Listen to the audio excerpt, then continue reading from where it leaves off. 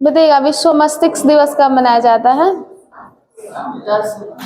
22 जुलाई को। 22 जिसका बहुत बड़ा थीम होगा ना वो नहीं भी ध्यान में रखेगा, उसका नहीं पूछेगा, लेकिन हाँ 22 जुलाई को मनाया जाता है विश्व मस्तिष्क दिवस। लेकिन जिसका थोड़ा छोटा थीम है वो ध्यान में रखेगा, वो पूछता है। जो इम्पोर्टेंट है वो भी, लेकिन जैसे ये सब है इसका नहीं पूछेगा, बहुत बड़ा भी और इतना जरूरी भी नहीं है। जैसे कि देखिए विश्व हेपेटाइटिस दिवस 28 जुलाई को मनाया जाता है, तो इसका थीम पूछ सकता है कि हम इंतजार नहीं कर रहे हैं, ठीक है। तो छोटा है वो सब, लेकिन काफी बड़ा थीम उतना नहीं ज्यादा पूछता उतना, ठीक है। होमवर्क पहले ही बोल देते हैं तो फिर हम बाद में भूल जाते हैं। देखिए क्या हुआ, हाँ करंट अफेयर का जनवरी। देखिए अभी हम लोग स्पीडी से करंट अफेयर पढ़े थे ना, अक्टूबर से लेकर जनवरी तक का। अब एडिटोरिया से पढ़ते हैं, ठीक है। फिर जनवरी से अक्टूबर तक का पढ़ेंगे, क्योंकि दिसंबर में एग्जाम है तो नवंबर का उतना शायद ही पूछेगा। लेकिन हाँ 17 दिसंबर से एग्जाम है ना, तो है ही तो ये एडिटोरिया से पढ़, हाँ एडिटोरिया से ही पढ़ते हैं, ठीक है। करंट अफेयर ये स्पीडी से तो हो ही गया अक्टूबर से नवंबर तक, अब उसमें फिर जनवरी से अक्टूबर तक पढ़ लेते हैं एडिटोरिया से। तो अब आज तो इसका जनवरी का खत्म हो जाएगा, तो नेक्स्ट डे से एडिटोरिया से ही शुरू करेंगे, ठीक है। तो नेक्स्ट डे में ना पॉलिटी में पढ़ लीजिएगा संसद, ठीक है, राष्ट्रपति लोकसभा राज्यसभा जो संसद का वो। और केमिस्ट्री में पढ़ लीजिएगा जो औषधि पीछे दिया हुआ है, मानव पदार्थ का जो औषधि है ये टॉपिक है उसमें केमिस्ट्री में, वो हाँ औषधि है वो टॉपिक पढ़ लीजिएगा। और पॉलिटी में संसद, और करंट अफेयर में एडिटोरिया से जनवरी का, ठीक है। नहीं वैसे संसद में वो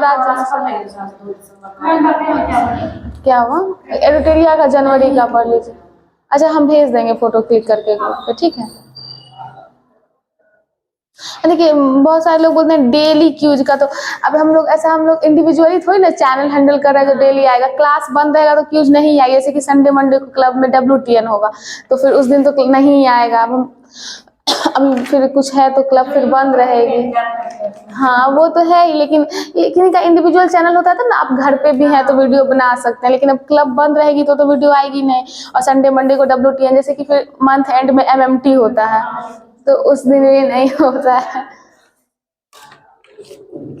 और बुक में लूसेंट से याद, जो भी टॉपिक देते हैं ना, मतलब बोले हैं तो वो लूसेंट से ही पढ़िएगा। देखिए हम घटना चक्र पढ़ते हैं ना तो हम कभी नोट्स नहीं बनाते हैं, मतलब लूसेंट के बुक पे ही जो टॉपिक पढ़ रहे हैं उस बुक से उसको वहीं पे लिख लेते हैं। और ज्यादा अगर स्पेस नहीं होता है तो पेपर नोट तो होता नहीं है कलरफुल, उसी पे आप लिख के दोनों साइड और यहाँ पे हल्का सा लेके चिपका लीजिए उसी टॉपिक के ऊपर में, तो वो वहाँ पे रहेगा। नोट्स पढ़ना बाद में थोड़ा टफ हो जाता है, क्योंकि हम लोग क्या करते हैं सब कुछ लिखते चले जाते हैं। तो इससे अच्छा है कि जो टॉपिक पढ़ रहे हैं और एक्स्ट्रा कुछ उसका इन्फॉर्मेशन मिला है तो उसी टॉपिक के ऊपर नोट पैड लगा के और चिपका लीजिए दोनों साइड लिख के उलट पलट के, वो ठीक रहेगा। बताइएगा वंदे भारत ट्रेन जो है पहले ट्रेन की शुरुआत कब हुई थी? 15 फरवरी 2019 को, जो दिल्ली से वाराणसी के बीच चला था। ये हम लोग को इतनी बार करंट में पूछा गया था ना क्लास में कि याद हो गया था, एग्जाम में आ गया। अगर ऐसे नॉर्मली पढ़े होते तो डेट तो नहीं याद कर पाते, लेकिन बहुत बार पूछा गया था। हाँ 15 फरवरी 2019 को पहला वंदे भारत ट्रेन चला था। इसी को ट्रेन 18 की मतलब ट्रेन 18 भी बोलते हैं। तो पहली ट्रेन 15 फरवरी 2019 को चली से दिल्ली से वाराणसी के बीच में चली थी। और अगर दक्षिण भारत के पूछा जाए पहला, तो बेंगलोर से चेन्नई के बीच में चला था। चंद्रयान 3 को जो है कब लॉन्च किया गया था? 14 जुलाई 2023 को। और ये कब पहुंचा वहां पे मतलब चंद्रमा पे? 23 अगस्त को। 14 जुलाई को छोड़ा गया और 23 अगस्त को पहुंचा था। और कौन से ध्रुव पे पहुंचा था? दक्षिणी ध्रुव पे, ये भी याद रखेगा। तो मतलब जो है भारत चंद्रमा के दक्षिणी ध्रुव पे उतरने वाला पहला देश बना, इससे पहले कोई नहीं था। क्या हुआ? हाँ शक्ति शायद नाम रखा गया, शिव शक्ति, हाँ शिव शक्ति नाम रखा गया। देखा जो चंद्रयान 2 है उसको किस मतलब रॉकेट के द्वारा लॉन्च किया गया था? नहीं सेकंड को GSLV Mark 3 के द्वारा, GSLV Mark 3 के द्वारा। और चंद्रयान 3 को LV-M3 M4 है, LV होगा, LV GS नहीं है, LV, हाँ LV-M3 M4 के द्वारा। चंद्रयान 2 GSLV Mark 3 था, उसका लॉन्च रॉकेट जो था। बताइएगा इसके लैंडर का क्या नाम था? वो रोवर का नाम था, लैंडर का विक्रम, लैंडर का नाम विक्रम था और रोवर का नाम प्रज्ञान था। बताइएगा डिजिटल रेडियो लॉन्च करने का लक्ष्य जो है भारत सरकार कब तक रखे हैं?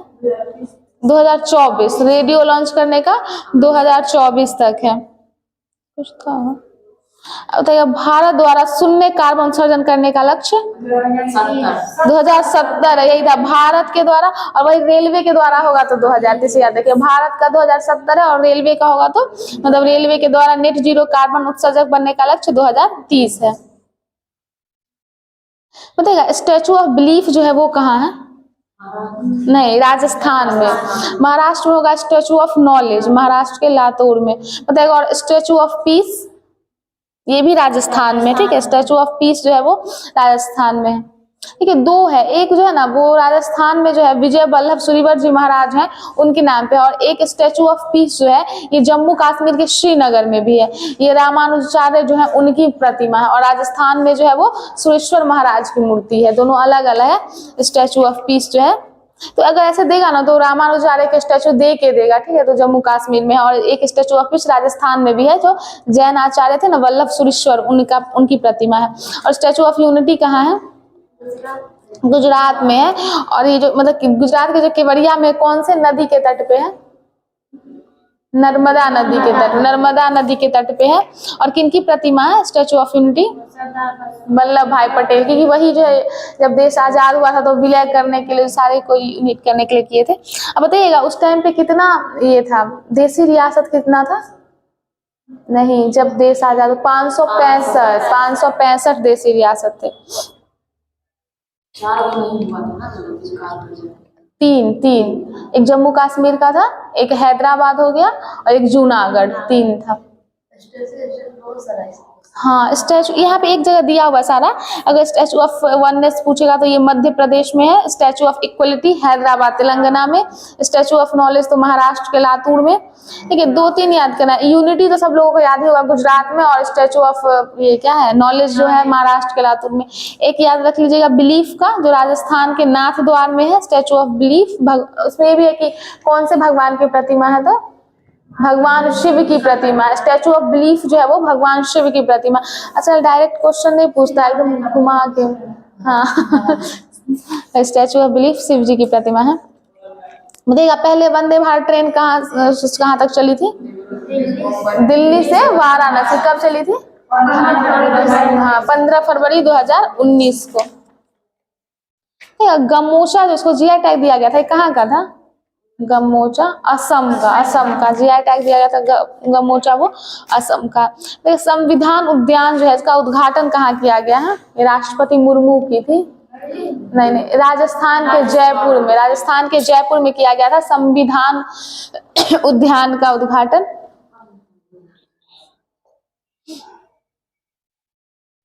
कौन से लेखक हैं जिनको ओडकझुल पुरस्कार दिया गया है? इस बार का ओडकझुल पुरस्कार जीते हैं वो अंबिका सुथन मगंड है, ठीक है, अंबिका सुथन मगंड है। और प्रवासी भारतीय सम्मान पुरस्कार 2023 से किन्हें सम्मानित किया गया है? नहीं, थिरु एस नदेसन को। और भारत का सबसे प्रदूषित शहर कौन बना था 2022 का? दिल्ली था। पृथ्वी 2 का सफल परीक्षण कहाँ से किया गया था? उड़ीसा से किया गया था। किस फिल्म को जो है ऑस्कर 2023 के लिए शॉर्ट लिस्ट किया गया था? द कश्मीर फाइल्स को किया था। चेरचेरा महोत्सव कहाँ मनाया गया? छत्तीसगढ़ में मनाया था चेरचेरा महोत्सव। कल कुछ पढ़ रहे थे मैथिली ठाकुर जो है वो कौन से स्टेट की स्टेट आइकन बनी थी? बिहार की बनी थी। 108वां जो है भारतीय विज्ञान कांग्रेस का आयोजन कहाँ किया गया? नहीं, 108वां नागपुर में किया, बिल्कुल सही है, नागपुर में किया गया था। बताइएगा पोखरा इंटरनेशनल एयरपोर्ट का उद्घाटन कहाँ किया गया? नेपाल में। कौन से देश के सहयोग से? चीन के सहयोग से नेपाल में जो वो पोखरा इंटरनेशनल एयरपोर्ट का उद्घाटन किया गया था।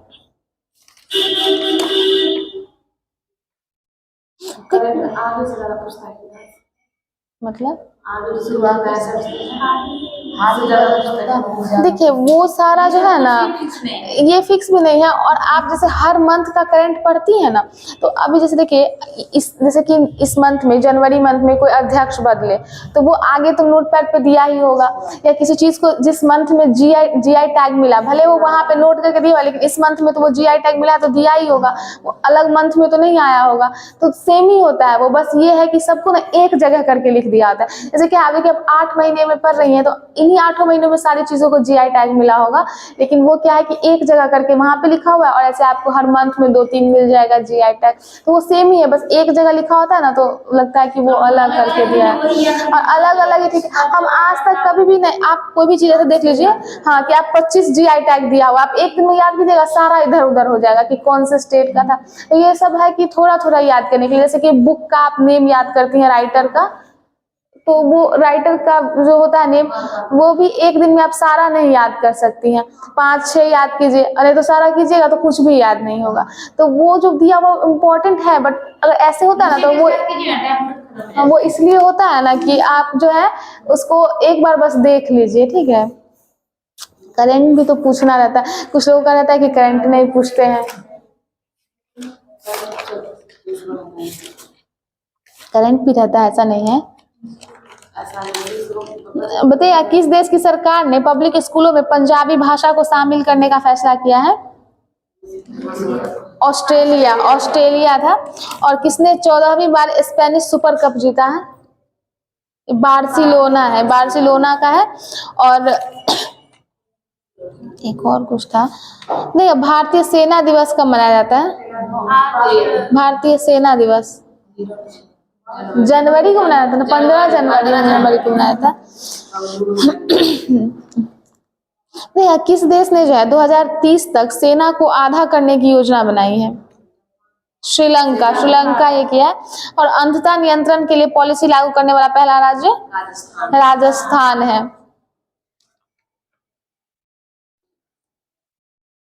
देखिए किस कंपनी ने भारत में गर्ल्स फोरटेक स्टेम पहल के दूसरे चरण की शुरुआत की है? मास्टर कार्ड किया है। और सभी आदिवासियों को बुनियादी दस्तावेज प्रदान करने वाला देश का पहला जिला केरल का वायनाड जिला। आपको ना याद करंट अफेयर सारा रहता है, बस एक दूसरे में मिक्स हो जाता है। ये हम देखे आंसर किसी और का बोल देती है। तो देखिए ममानी महोत्सव जो वो कहाँ मनाया गया? लद्दाख में मनाया गया। और 23 जनवरी को बाजरा पर अंतर्राष्ट्रीय मेला शुरू हुआ था, ये कहाँ शुरू हुआ था? बंगलुरु में शुरू हुआ था ये, ठीक है। 2023 को जो है पंडित हरि प्रसाद चौरसिया पुरस्कार से किन्हें सम्मानित किया गया है? डॉक्टर प्रभा अत्रे को किया गया था। किस राज्य के मुख्यमंत्री ने राज्य को देश का पहला हरित राज्य बनाने का लक्ष्य 2025 तक रखा है? हिमाचल प्रदेश है, ठीक है। हॉकी विश्व कप 2023 कौन सा देश जीता था? जर्मनी जीता था। वीर गार्जियन 2023 जो है वो किन किन देशों के बीच संपन्न हुआ था? भारत। और समग्र शिक्षा अभियान कौन सा राज्य शुरू किया है? उत्तर प्रदेश शुरू किया है समग्र शिक्षा अभियान। बताइएगा होयसला कला के हीरा स्टोन को कहाँ खोजा गया है? ये होयसला कहाँ है? कर्नाटक की तरफ। बताइए 30वां राष्ट्रीय बाल विज्ञान कांग्रेस का आयोजन कहाँ? ये अहमदाबाद में हुआ था। वो 108वां वाला जो था वो नागपुर में था।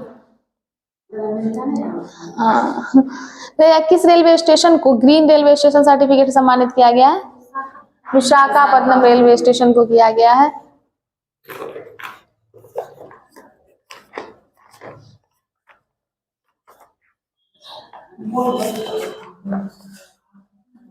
देखिएगा सपनों के अध्ययन को क्या कहा जाता है? सपनों का अध्ययन, स्वप्न का अध्ययन ओनिरोलॉजी होता है। स्वप्नों का अध्ययन जो है वो ओनिरोलॉजी होता है। और मनुष्य के सौंदर्य के अध्ययन को कैलोलॉजी कहा जाता है। जब जीवन का उत्पत्ति हुआ था तो उस समय ऑक्सीजन था या नहीं था? उस टाइम ऑक्सीजन जो है वो नहीं था। शरीर में सबसे दृढ़ तत्व दांतों का जो होता है कौन सा होता है? एनामेल जो होता है वो किसका बना होता है? कैल्शियम फॉस्फेट का बना होता है। बताइए सबसे तेज तंत्रिका आवेग कितने होती है? 532 किलोमीटर प्रति घंटा होता है। और जो है किडनी का भार कितना होता है?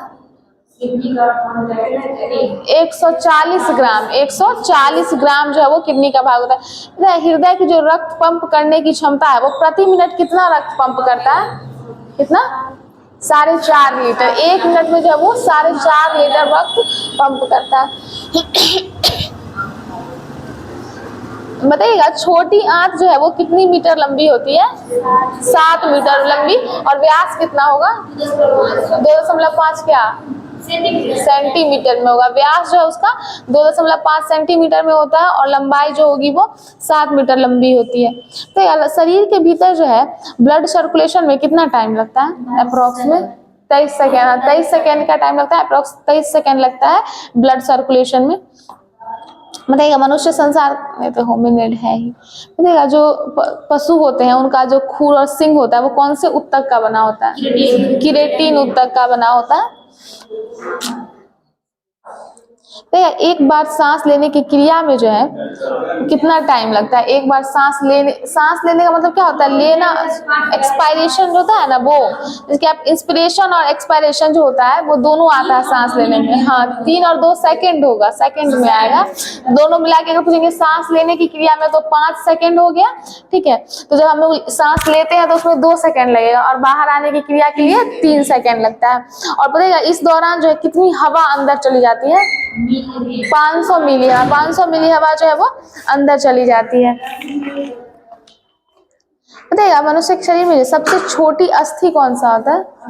सबसे छोटी अस्थि मतलब वही हड्डी जो है वो कान की कौन सी हड्डी? स्टेपिस हड्डी जो है वो सबसे छोटी होती है। बताइएगा, सबसे बुद्धिमान होमिनिड कौन है? मनुष्य होता है। और सबसे छोटा उड़नहीन पक्षी जो उड़ नहीं सकता है?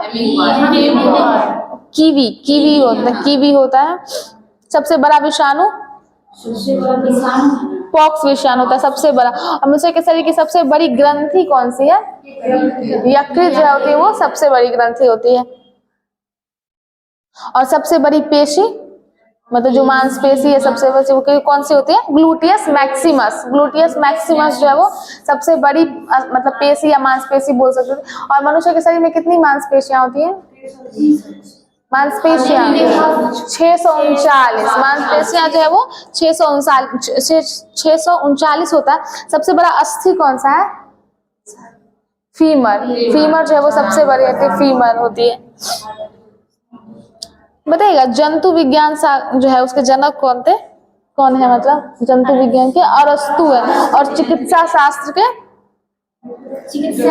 हिपोक्रेटस। चिकित्सा शास्त्र के जो है वो हिपोक्रेटस है। विटामिन का आविष्कार कौन किए थे? फंक किए थे। और विटामिन बी का पूछे थे? मैकुलन। विटामिन बी का मैकुलन किया था। विटामिन ए का मैकुलन। और सी और डी का हॉपकिंस। ए बी का मैकुलन, सी का हॉलकॉट और डी का हॉपकिंस किए थे। नहीं, 1911 ही था शायद, हो सकता कहीं कहीं पे होगा। बताइएगा, इटाई नामक रोग जो है वो किसके कारण होते हैं? कैडमियम के कारण होता है। कैडमियम की जो मतलब जल में जो कैडमियम की मात्रा ज्यादा हो जाए तो उससे हो जाता है। बताइएगा, जननी सुरक्षा योजना कब आया था? 2003-4 में। आंसर 2003-4 में जननी सुरक्षा योजना आया था। बताइएगा, कौन से रेडियो सक्रिय तत्व के कारण जो है अस्थि कैंसर होता है? स्ट्रॉन्सियम के कारण। स्ट्रॉन्सियम 90 के कारण जो है वो अस्थि कैंसर होता है। और कैंसर कितने प्रकार के होंगे? 4 तरीके का होता है। कैंसर 4 तरह का होगा। एक कार्सिनोमास होता है, ये जो होता है ना हमारे टिश्यूज में, जो एपिथेलियल टिश्यूज होता है उसमें होगा, ऊपर के टिश्यू में होता है। एक होगा सार्कोमास, ये जैसे आपका बोन हो गया या फिर बोन मैरो होता है, जो संयोजी कनेक्टिव टिश्यूज वगैरह होते हैं उसमें जो जो भी तरल टिश्यूज बह रहे हैं, अस्थि है जो ना किसी चीज को ज्वाइंट कर रहा है, तो इस पे सार्कोमास जो है ये कैंसर होता है। और एक होता है कि ल्यूकोमाइट्स जो ज्यादा बढ़ने लगते हैं उनका असामान्य वृद्धि के कारण से कैंसर, तो यही है ना कि सेल का असामान्य वृद्धि होने लगता है, तो इसके कारण ल्यूकोमियास होता है। और अगर लसिका या प्लीहा में होगा, ठीक है, तो स्प्लीन जो होता है उसमें लसिका और प्लीहा में होगा तो लिम्फोमास नामक होता है। तो 4 तरह का कैंसर होता है। बताइएगा, जो हम लोग को कलर ब्लाइंडनेस जो क्या हुआ? ऑक्सीजन नहीं था तो लोग कैसे? नहीं, जब पृथ्वी का उत्पत्ति हुआ उस टाइम लोग थे कहाँ? नहीं थे ना, उस टाइम बाद में हुआ ना ये, इसलिए बताइएगा। जो कलर ब्लाइंडनेस है इसमें कौन से रंग को पहचानने की क्षमता खो जाती है? लाल और हरा रंग, ये दोनों रंग हम नहीं मतलब मिक्स हो जाता है, नहीं लोग पहचान पर। हीमोफीलिया जो है ये सबसे पहले कहाँ मतलब किनको हुआ था? विक्टोरिया को, महारानी विक्टोरिया को हुआ था। बताइएगा टर्नर सिंड्रोम जो है इसमें कितनी हो जाती है गुणसूत्रों की संख्या? बढ़ के 45 हो जाता, नहीं मतलब बढ़ता नहीं है, घट जाता है, 45 देखिए। हाँ नहीं, डाउन में भी शायद घट ही जाता है, 2 में 47 होता है। हाँ ये देखिए क्लीनी फिल्टर होता है ना, इसमें बढ़ेगा 47 होता है। टर्नर सिंड्रोम में तो घटता ही घटता है, और शायद डाउन सिंड्रोम में भी घटता है, ये नहीं ध्यान। लेकिन टर्नर में कहते हैं ना कि आप टर्न हो के पीछे आ जाइए तो घट जाता है इस तरह से, तो टर्नर सिंड्रोम में घट जाता है। हाँ और जो क्लीनी फिल्टर सिंड्रोम है इसमें बढ़ जाता है, 47 हो जाता है गुणसूत्रों की संख्या। और जो पुरुष जो कह जाता है कि मतलब जो नपुंसक ऐसा बोला जाता है वो इसी की वजह से होता है, क्लीनी फिल्टर सिंड्रोम के कारण होता है। घटने लगता है, अच्छा इसमें विटामिन क्या होगा ये तो हमको नहीं ध्यान में है, हो सकता है। देखिए बहुत सारी चीजें तो थोड़ा कम यहाँ पे डिस्क्राइब किया गया है, तो एडिशनल बुक तो लेना ही पड़ता है। सेट इसीलिए सेट बनाने से फायदा होता है ना कि मतलब आपको बहुत सारा अलग अलग चीज जानने को मिल जाता है। सेट क्यों कहते हैं लोग बनाने के? आपको रोज 100 क्वेश्चन आपको मिल रहा है, तो बहुत अलग क्वेश्चन होता है। और देखिए ऐसा नहीं है ना कि एक ही इंसान बना रहा है कि वो एक ही बुक पढ़ता है, क्लास में 40-50 बच्चे हैं, वो अलग अलग बुक पढ़ते हैं, अलग अलग जगह से क्वेश्चन लाते हैं, तो क्वेश्चन बहुत अच्छा रहता है सबका अलग अलग डेली का। बताइएगा राष्ट्रीय पोषण एवं अनुसंधान संस्थान कहाँ है? हैदराबाद में है पोषण। देखिए एक जो है वो डेयरी वाला भी होगा, तो उसमें अगर एक में अनुसंधान है, ठीक है, और एक डेयरी विकास बोर्ड है, तो विकास बोर्ड है वो आनंद में है, ठीक है, और अनुसंधान है वो करनाल में होगा, ये ध्यान रखिएगा। डेयरी विकास बोर्ड होगा तो आनंद होगा, और अनुसंधान होगा तो करनाल में होगा। थोड़ा थोड़ा डिफरेंस होता है तो बहुत अलग हो जाता है। गर्भाशय जो होती है, यूट्रस जो है वो कितना लंबा होता है? 7.5 सेंटीमीटर लंबी होती है। यूट्रस जो है वो 7.5 सेंटीमीटर लंबी और 5 सेंटीमीटर चौड़ी होती है। और इसका अगर पूछेगा आकार कितना होता है, तो यूट्रस का मतलब कैसा आकार होता है? नाशपाती की तरह आकार होगा, और वजन बहुत कम 3.5 ग्राम 3.5 ग्राम जो है इसका वेट होता है यूट्रस का, और नाशपाती के आकार का होता है। बताइएगा मनुष्य के शरीर में कुल हड्डियों की संख्या 206 होती है, और बच्चों में जो है बाल्यावस्था में 208 होगा। और सिर की कुल हड्डियों की संख्या कितनी होती है? 29 होता है। और फेशियल में 14, कपाल में 8 होता है, कपाल में 8 और फेशियल में 14 होता है। बताइएगा जो रिफ्लेक्स एक्शन होता है, इसका सर्वप्रथम जो है कौन से वैज्ञानिक ने मतलब इसको नाम दिया था, मतलब पता लगाया था इन क्रियाओं का? मार्शल हॉल थे, ठीक है। मार्शल हॉल जो थे वो सबसे पहले प्रतिवर्ती क्रियाएं जो होती है रिफ्लेक्स एक्शन, इसका पता लगाए थे।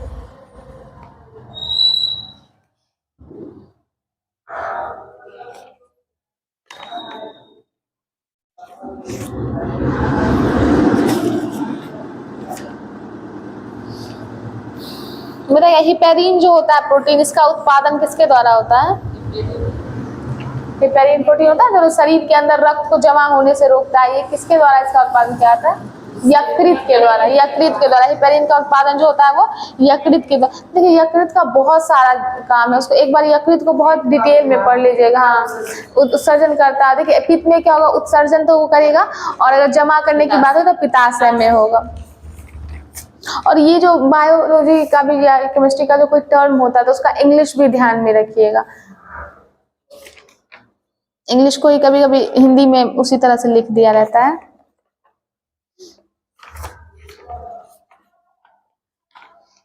बताइएगा जो बगदाद है वो कौन से नदी के किनारे है? टाइग्रिस नदी के किनारे। और बर्लिन स्प्री नदी के किनारे। बर्लिन जो है वो स्प्री नदी के किनारे। ये सब बॉक्स वाला होता है जैसे कोई कौन से नदी के किनारे, ये सब थोड़ा बहुत देखा कीजिएगा, एक दिन सारा मत देख लीजिएगा, सब इधर उधर हो जाएगा, उलट पुलट। और काबुल जो है अफगानिस्तान में, वो किस नदी के किनारे है? वो काबुल नदी के किनारे ही है। पता है जो हमारे यहाँ जो बारिश होती है तो सबसे ज्यादा किसके कारण होती है? कौन से मानसून में? कौन से मानसून के कारण सबसे ज्यादा होती है बारिश? दक्षिण पश्चिम मानसून के कारण होती है। सबसे पहले कहाँ आती है? केरल में आती है। दक्षिण पश्चिम मानसून जो है केरल में आती है सबसे पहले। और हमारे यहाँ की जलवायु कैसी है भारत की? उष्णकटिबंधीय मानसून जलवायु है। बताइए अगर तमिलनाडु के तट पे बोला जाए तो सबसे ज्यादा वर्षा जो होती है वो किसके कारण होगी?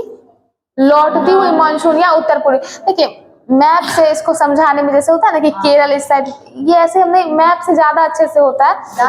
हाँ मैप से ही याद भी ढंग से होगा। ठीक है, ये दक्षिण पश्चिम जो है उत्तर पूर्वी मानसून जो है, तो उत्तर पूर्वी मानसून कब होता है? देखिए ये दो तरीके से पूछेगा। तो पूछेगा लौटती हुई मानसून के कारण सबसे ज्यादा वर्षा कहाँ होती है? तो तमिलनाडु में।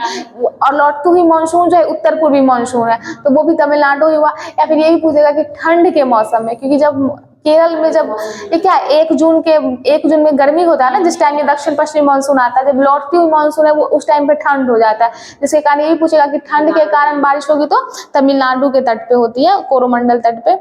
देखिए दक्षिण पश्चिम मानसून का जो है टाइम कब से कब तक होगा? तो जून से सितंबर तक होगा। और कितनी % बारिश होती है इसके कारण?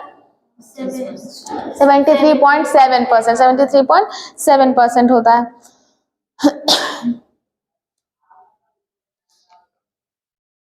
और ये भी क्वेश्चन था ना कि तमिलनाडु में शरतकालीन वर्षा जो है वो किस मानसून के कारण होगा? तो लौटती मानसून या फिर उत्तर पूर्वी मानसून के कारण होता है। देखिए इसमें शाखा भी होता है, मतलब जो बंगाल की, एक तरफ क्या अरब सागर है और एक तरफ बंगाल की खाड़ी है। तो मानसून जैसे उष्णकटिबंधीय मानसून होता है ना कि पहाड़ी की वजह से हम लोग कहाँ विषुवत रेखा के थोड़े आसपास में ही पड़ते हैं ना, विषुवत रेखा जोन में पड़ते हैं, उष्णकटिबंध जोन में पड़ते हैं। तो जब मानसून आता है ना तो इस दोनों की वजह से अरब सागर और ये जो हिंद महासागर है, इसके बंगाल की खाड़ी, इसकी वजह से बट जाता है, 2 भाग में बटता है। ठीक है, तो दोनों तरफ से होता है, अरब सागर में भी और बंगाल की खाड़ी में भी होता है। और जो अरब सागर की की वजह से जो आएगा वो ज्यादा शक्तिशाली मानसून होता है। ये पूछेगा तो पूछेगा कि दक्षिण पश्चिम मानसून में लाए गए कुल आर्द्रता का जो है 65% भाग जो होगा वो अरब सागर से होगा और 35% भाग जो होगा वो बंगाल की खाड़ी से होगा। ये याद करिए, 65% भाग अरब सागर का होता है और 35% भाग बंगाल की खाड़ी का होता है। और कहीं पे बारिश नहीं होने का रीजन ये भी होता है कि जब जैसे दक्षिण पश्चिम मानसून कहते हैं ना कि राजस्थान में बारिश नहीं होती, क्यों होती है? कि वहां पे का जो जैसे कि बारिश क्यों होती है कि जब मानसून या बादल आता है तो किसी चीज से टकराएगा तो बारिश होती है। लेकिन वो क्या होता है, वो जो पहाड़ी है ना वो उसके वो समानांतर हो जाता है उसके, ठीक है, तो वो टकराता ही नहीं है, वो सीधे वहां से चली जाती है, इसलिए वहां पे बारिश नहीं हो पाती है, वो छाया वृष्टि क्षेत्र में पड़ जाता है। बताइए मिट्टी जो होता है सबसे कहा जाए उपजाऊ मिट्टी कौन सी होती है? जलोढ़ मिट्टी। और जलोढ़ मिट्टी को कछारी मिट्टी कह लीजिए या फिर दोमट मिट्टी भी कहा जाता है। कछारी मिट्टी इसलिए कहा जाता है कि जलोढ़ मिट्टी इतना उपजाऊ क्यों होता है? क्योंकि बाढ़ आता है हमेशा, मतलब ये बहाव वाले पानी से ही बनता है ना जलोढ़ मिट्टी, तो इसी को कछारी मिट्टी कहेंगे या फिर या दोमट मिट्टी। और जलोढ़ मिट्टी भी 2 तरह का होता है। जैसे देखिए ये मानते हैं कि कोई किनारा है नदी का, ठीक है, यहाँ पे पानी आया तो यहाँ पे क्या होता है कि जैसे पानी आता है तो वो बार बार आएगा, नया नया मिट्टी आते रहेगा हमेशा, ठीक है, बार बार आएगा तो यहीं पे नया वाला बनेगा। लेकिन कुछ क्या होता है कि किनारे से दूर जाके किसी जमाव होता है, कुछ मिट्टियों का किनारे से दूर जाके जमा होगा तो वो पुराना हो जाता है। तो पुरानी जलोढ़ मिट्टी को क्या कहते हैं? बांगर, और नई जलोढ़ को खादर। होता है कि नया कपड़ा खरीदने की बात होती है तो उसे नया को याद रखेंगे तो वो खादर मिट्टी, और पुराना को जो है वो बांगर जलोढ़ मिट्टी बोलते हैं। तो इसमें भी अगर दोनों में पूछेगा कि कौन सी मिट्टी ज्यादा उपजाऊ होती है तो जो जमाव हुआ रहेगा वो ज्यादा उपजाऊ होती है। देखिए अगर इसी में पूछेगा कि सबसे कम जल धारण करना होता है तो जो बलुई दोमट मिट्टी होती है ना वो सबसे कम जल धारण करने की क्षमता होती है, उसमें बलुई मिट्टी में सबसे कम जल धारण होता है। देखिए कितने क्षेत्रफल पे है ये मिट्टी? भारत के लगभग जलोढ़ देखिए ये ना अलग अलग, जैसे कि लूसेंट में 22% क्षेत्रफल पे दिया हुआ है, लेकिन यही आप दूसरे बुक में पढ़ेगा तो 33.5% दिया। एनसीईआरटी में भी और ये घटना जग में भी वही दिया हुआ है, लेकिन लूसेंट में 22% ही दिया हुआ है क्षेत्रफल पे पाया जाता है। एनसीईआरटी वाला हाँ बताइए भारत में जो मृदा विज्ञान है इसको क्या कहा जाता है? पेडोलॉजी कहा जाता है, पेडोलॉजी कहा जाता है। और बताइए इसमें किसकी बहुलता होती है जलोढ़ मिट्टी में? पोटाश की बहुलता होगी, इसमें पोटाश की बहुलता होगी। देखिए इसमें भी क्या होगा ना कि दो तरह से पूछता है, जैसे कि एक सीधे ऑब्जेक्टिव टाइप क्वेश्चन है कि शिवालिक के गिरिपदीय क्षेत्र में जो है पाया जाता है जो जलोढ़ पंख पाया जाता है, उसको क्या कहते हैं, तो उसको भावर कहते हैं। ठीक है, शिवालिक के गिरिपदीय क्षेत्र में जो मिट्टी पाई जाएगी जलोढ़ मिट्टी, वो भावर कहलाती है। जलोढ़ क्षेत्र होता है वो भावर होता है। और भावर के दक्षिण में जो गाद बनाएगा, गाढ़ा सा बनाएगा नहीं, उसको ही तराई कहते हैं। हम लोग तराई क्षेत्र पढ़ते हैं ना, उत्तराखंड का तराई क्षेत्र, यही होता है तराई क्षेत्र। शिवालिक का जो गिरिपदीय क्षेत्र का मतलब है कि कोई कटोरे की तरह जो कोई क्षेत्र बना रहा है, घिराव कर रहा है, ठीक है, तो वहां पे जो मिट्टी जलोढ़ मिट्टी जमा होती है उसको हम लोग भावर बोलते हैं। ये खादर और बांगर अलग है, और वहां पे जमा आपको भावर बोलते हैं। और भावर के दक्षिणी क्षेत्र में जो है जहाँ पे दलदल गाढ़ी मिट्टी का जमाव हो जाएगा, इसको हम लोग क्या बोलेंगे, तराई। इसी को तराई कहा जाता है। देखा केसर के लिए जो है कौन सी मिट्टी होती है, काली मिट्टी, करेवा की मिट्टी जिसको बोलते हैं, ये कहाँ होता है, जम्मू कश्मीर में होता है। केसर को जफरान भी बोलते हैं। तो इसी में एक कोई मिट्टी था जो चिपचिपा हो जाता है, क्या हुआ। अब देखा सबसे ज्यादा जल धारण करने की क्षमता कौन सी मिट्टी में होती है, चिकनी मिट्टी जो होती है। चिकनी मिट्टी में सबसे ज्यादा जल धारण करने की क्षमता चिकनी मिट्टी में होती है। हमको लगता है चिकनी मिट्टी काली मिट्टी को ही कहते हैं, क्योंकि यहाँ पे लिखा हुआ था कि तीव्र जल धारण करने की क्षमता काली मिट्टी में होती है। रेगुर तो काली मिट्टी को बोलते ही हैं, लेकिन चिकनी मिट्टी का कोई अलग से तो यहाँ पे नहीं दिया हुआ है प्रकार में, अलग होता है। लेकिन इसमें भी लिखा हुआ था कि तीव्र जल धारण करने की क्षमता काली मिट्टी में होती है, और एक जगह लिखा हुआ था कि जल धारण करने की क्षमता जो है चिकनी मिट्टी में ज्यादा होती है। सिंपल कहीं दोनों सेम ही तो नहीं होता है। देखिएगा अगर पूछेगा कि क्षारीय मृदा क्षेत्र सबसे ज्यादा कौन से राज्य में है, तो यूपी में वो, और गुजरात में लवन वाला जो होगा वो लवणीय मृदा क्षेत्र सबसे ज्यादा गुजरात में होगा, और क्षारीय मृदा क्षेत्र जो है वो सबसे ज्यादा यूपी में होगा। देखिएगा जो फसलों के लिए जो है मिट्टी का पीएच वैल्यू कितना होना चाहिए, 6 से 7 के बीच में। देखिए ना वो ज्यादा अम्लीय होना चाहिए ना ही ज्यादा क्षारीय होना चाहिए, ठीक है, तो 6 से 7 के बीच में होना चाहिए। मान लीजिए पता नहीं मुल्तानी मिट्टी क्या होता है, वो भी तो मिट्टी है। अच्छा बताइएगा अम्लीयता हटाने के लिए क्या मिलाया जाता है, जैसे कि कोई मिट्टी ज्यादा अम्लीय है, ठीक है, तो उस पर तो खेती किया नहीं जा सकता, तो उसमें चूना मिलाएंगे, ठीक है, उसमें चूना मिलाएंगे। और कोई मिट्टी अगर ज्यादा क्षारीय है तो उसकी क्षारीयता घटाने के लिए जिप्सम मिलाते हैं। याद रखिए अम्लीयता को घटाने के लिए चूना मिलाया जाता है और उसकी क्षारीयता को घटाने के लिए जिप्सम मिलाया जाता है। या फिर क्वेश्चन में ऐसे भी दे देगा कि मिट्टी के खारेपन को कम करने के लिए, तो वो क्षारीयता ही है, उसको कम करने के लिए जिप्सम मिलाएंगे। ठीक है, मिट्टी में भी ना बहुत, जैसे काली मिट्टी है, तो काली मिट्टी कैसे बनती है, बेसाल चट्टान जो होता है उसके अपक्षय या अपर्दन मतलब टूटने फूटने से बनता है। और ये कितने % भाग पे काली मिट्टी होती है, 16.6% भाग पे काली मिट्टी। इसी को ना हम लोग लावा मिट्टी भी बोलते हैं, कहीं पे लावा मिट्टी, या फिर हाँ काली मिट्टी को या चेरनोजेम भी बोला जाता है। ठीक है, उष्णकटिबंधीय चेरनोजेम जो है वो काली मिट्टी को ही बोला जाता है, ये याद रखिएगा। और सबसे ज्यादा नहीं मतलब ये नमी रोक के रखती है, ठीक है, इसको ना नमी, काली मिट्टी जो है इसमें नमी रोकने की क्षमता होती है। और इसलिए होता है, देखिए इसमें क्या होता है ना कि जैसे आप पानी डालें, ठीक है, तो ये चिपचिपा और कठोर हो जाएगा, और जैसे ही सूखेगा ना अपने आप इसमें दरार पड़ जाता है काली मिट्टी में। इसलिए जो है ना इसको स्वतः जुताई वाली मिट्टी भी कहते हैं। ये भी याद रखिए स्वतः जुताई वाली मिट्टी जो है वो किसको कहा जाता है, काली मिट्टी को। इसमें ये भी होता है सबसे ज्यादा मतलब सबसे कम सिंचाई की जरूरत होती है, ठीक है, इसमें सबसे कम, क्योंकि क्या होता है इसमें जो नमी रोकने की क्षमता ज्यादा है, इसलिए इसकी सिंचाई की जरूरत बहुत कम होती है।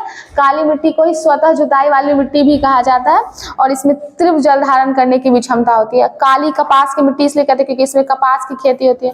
और ये भी ऑप्शन में मतलब ये ऑप्शनल है कि कौन से क्षेत्र में होगा, तो झारखंड के राजमहल क्षेत्र में जो है काली मिट्टी अधिकता में पाई जाती है, झारखंड के राजमहल क्षेत्र में। क्या हाँ फसल भी पूछता है, जैसे कपास के लिए हो गया सबसे ज्यादा, इसमें क्या होता है कपास के लिए उपयुक्त होती है काली मिट्टी। अन्य फसल भी जैसे गेहूं बाजरा वगैरह भी लगाया जा सकता है, लेकिन कपास के लिए सर्वाधिक उपयुक्त होती है, इसलिए इसको कपास की मिट्टी भी कहते हैं। लगाने के लिए तो लोग लगा ही लेते हैं, इसमें भी जैसे गेहूं ज्वार बाजरा लगाया जाता है, लेकिन एक होता है ना कि इस मिट्टी में ये फसल ज्यादा अच्छे से होगा, तो इसके लिए ये है। और ये भी है कि मालवे के पठार पे तो काली मिट्टी ही पाई जाती है, मालवे के पठार पे भी याद रखिएगा काली मिट्टी पाई जाती है। देखिए लाल मिट्टी जो है वो कितने % भाग पे है, 26.8%, ठीक है, 26.8% भाग पे जो है वो लाल मिट्टी पाई जाती है। और लाल मिट्टी जो है ना मूलतः अम्लीय प्रकृति की होती है। लाल मिट्टी जो होती है वो अम्लीय प्रकृति की मिट्टी होती है और ये कायांतित सेलों के विघटन और वियोजन से सबके बनने का क्रिया याद रखिए। जैसे जलोढ़ मिट्टी तो पता ही है, वो तो अब आएगा, आप समझ में आ जाएगी, बहाव कटाव से बना है। काली मिट्टी विशाल चट्टानों के टूटने फूटने या अपक्षय अपरदन से बनती है। उसके बाद क्या है, लाल मिट्टी, ये कायांतित सेलों के विघटन और वियोजन से बनेगी लाल मिट्टी जो होती है वो। और लेटराइट मिट्टी हमेशा जो होता है मानसून जलवायु जो होता है, ठीक है, तो उसके आर्द्रता और शुष्कता में जो परिवर्तन होता है उसके परिणाम स्वरूप लेटराइट मिट्टी बनती है। देखिए लाल मिट्टी और लेटराइट मिट्टी में ये होता है कि दोनों में सिलिका और आयरन की बहुलता होती है। सिलिका और आयरन की बहुलता होती है। अब पूछा कि लेटराइट मिट्टी का सबसे ज्यादा विस्तार कहाँ पे होगा, तो केरल में सबसे ज्यादा, उसके बाद महाराष्ट्र में। सबसे ज्यादा जो है, अगर ऑप्शन में केरल नहीं है तो महाराष्ट्र लगा दिया, लेकिन सबसे ज्यादा जो है उसके मालाबार तट पे जो है, केरल के मालाबार तट पे सर्वाधिक विस्तार होता है लेटराइट मिट्टी का। और देखिए लाल मिट्टी जो होती है ना, इसमें ह्यूमस की बहुत कमी होती है। तो लाल मिट्टी का जो रंग लाल होता है किसके कारण होता है, लो ऑक्साइड के कारण होता है। और अगर इसको जलयोजित रूप में देखेंगे तो इसका रंग